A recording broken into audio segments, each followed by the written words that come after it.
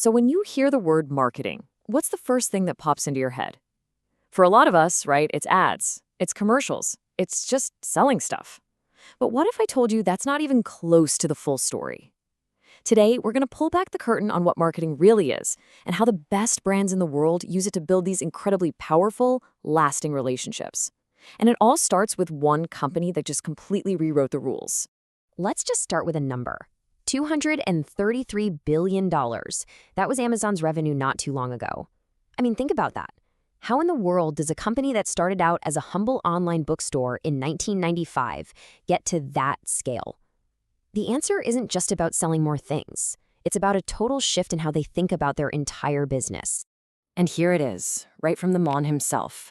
According to Jeff Bezos, the big secret wasn't some magic sales trick. It was, and I quote, an obsessive-compulsive focus on the customer. Now, that phrase right there, that is the key. It unlocks our understanding of not just Amazon, but pretty much all of modern marketing. So what does this customer obsession actually look like day to day? Because, it's not just a nice sounding slogan they put on a poster. It is the engine that drives their entire company. And this is how that obsession becomes real. For Amazon, it is all about action. They are constantly inventing new ways to make our lives easier. I mean, think about it. Game changers like one-click ordering, the insane speed of Prime delivery, or having Alexa built right into your shopping experience. Every single one of these innovations is laser-focused on one thing, getting rid of the hassle and giving you undeniable value. Okay, so this brings us right to the heart of our whole explainer today. If marketing isn't just about ads and selling, then what is it really? Let's go ahead and bust that old myth. You see, the old school way of thinking about marketing was just telling and selling. You make a product and then you try to push it out the door. But today, that's completely backwards. The modern view starts with you, the customer, and it focuses entirely on satisfying your needs. Get that part right, and the selling part, it pretty much takes care of itself. And here's the official definition that kind of ties this all together.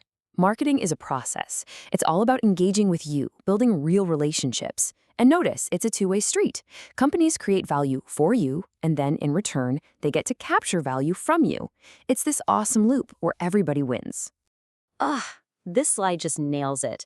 This shows the two totally different ways of thinking. The old selling concept is inside out. It starts inside the factory with whatever the company happens to make, and then it tries to force it on people.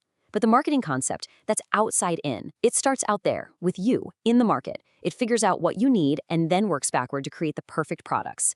It's not about finding customers for your product. It's about finding products for your customers. Huge difference. All right, so how do companies actually do this? How do they turn this big idea into something they can act on? Well, they follow a pretty clear 5-step process that basically serves as their roadmap. Let's walk through this real quick. It all starts with step 1. You have to understand what people actually need.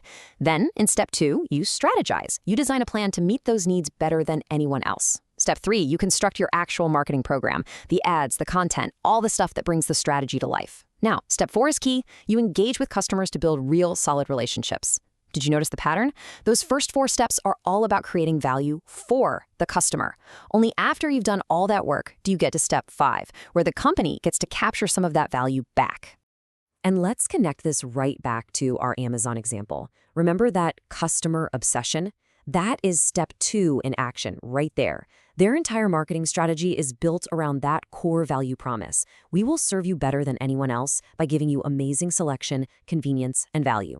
It's a simple promise they work like crazy to deliver on every single day. So as we're seeing those first 4 steps of the whole marketing process, they're not just separate tasks. They are all building towards one really important destination, one ultimate goal. And that goal is customer relationship management, or CRM. Honestly, this might be the single most important concept in all of modern marketing. This is the whole ballgame, building and taking care of profitable relationships by consistently giving people more value and making them happier than they expected. But here's where it gets really, really cool. The best companies out there don't just aim for you to be satisfied, where the product just does what it's supposed to. They aim for delight. That's where they totally exceed your expectations.